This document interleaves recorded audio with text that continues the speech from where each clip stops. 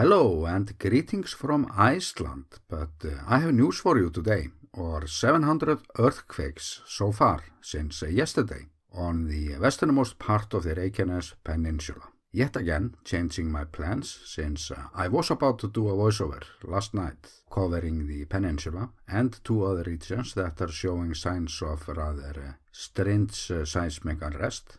So I'm leaving the most part of that video for later on and moving straight into the ongoing earthquake swarm. And I do actually have a long video already online covering this region in details, and I'm linking to it for more information. But my plan for today is to cover the earthquake location first and foremost, since it's always a good idea to put things into a wider perspective right from the beginning. And there is in fact nothing new about this location.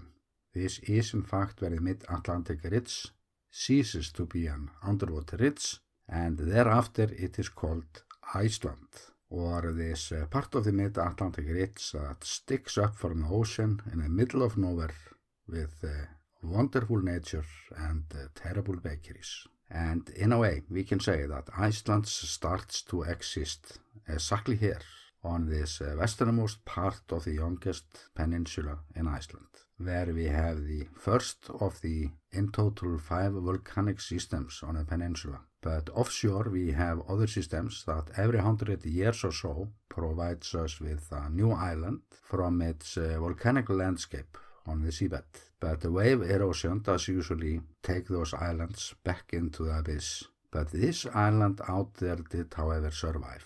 It's called Eldey, meaning the island of fire.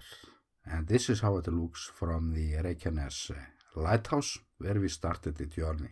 And on the coast we can see old crater remains, both on the beach and out there in the form of this rock that was a part of that crater. But those are remains from the last eruption around there. That eruption started offshore and then kept on moving north, where it formed this 4 kilometer long fissure that we can see on this aerial photo. And this was only during the 13th century or during the last volcanic chapter on the peninsula. And this is also one of the best places in Iceland to see some of our huge faults. So let's move a bit closer to the earthquakes. And this is also one of the best places in Iceland to see some of the huge faults. So let's move a bit closer to the earthquakes using my drone footage since last September. And we are now by the so-called bridge between continents, one of the best places in the world to see how the tectonic plates drift apart. And here we have the North American plate, here we have the Eurasian plate, and out there we can see the island Eldey again, and notice this black sand beach down there behind the pond. At one time point, this was in fact Iwo Jima, or in the movie Flags of Our Fathers, but Clint Eastwood came to Iceland and shot the Iwo Jima landing scenes there. And up close we can see the rift so well that runs through Iceland, or the reason for why Iceland is as it is. Constant action while the island is being ripped apart little by little. And then I turn the drone a bit more to the east, and this is where the earthquakes are now. And that's when we get to the interesting bits, because we have had earthquakes there by this fissure even since before the Geldingadalur eruption started. But when I was shooting this last year, I was getting very low on battery, so I need still more footage from there in my next trip. But this is where everything is happening now, and it's so little surprise.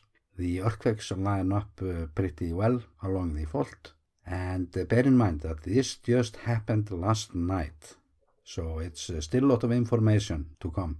Not even the earthquake data has been updated manually, so we still have to wait for the full picture.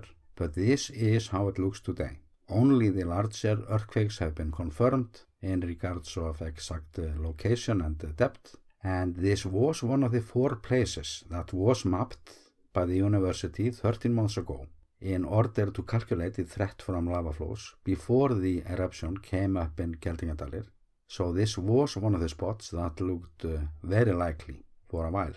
And as for this location, we are not talking about any serious damage from lava flows. As it looks now, the lava would most likely end up in the sea, but the south coast road would however close for some time. And when I swapped to this recent winter photo of the peninsula, where the topography is so clearly visible due to the snow, we can see that the lava production decreases a whole lot as we get on the westernmost part of the peninsula. So we are not used to large eruptions around there. In fact, the worst case scenario would of course be an offshore eruption, since we are just by the Keflavik International Airport. And the ash that comes with such eruptions would for sure cause way more damage than a river of lava for a while. We do, however, have this sealed volcano formation here, but it's only 19 meters high, only one of just over 20 such formation on the peninsula, and not even very impressive as such. So an eruption here, it would never be very big, we think, just as long as the fissure doesn't reach all the way down to the sea. And then I have to ask, what is this unrest about?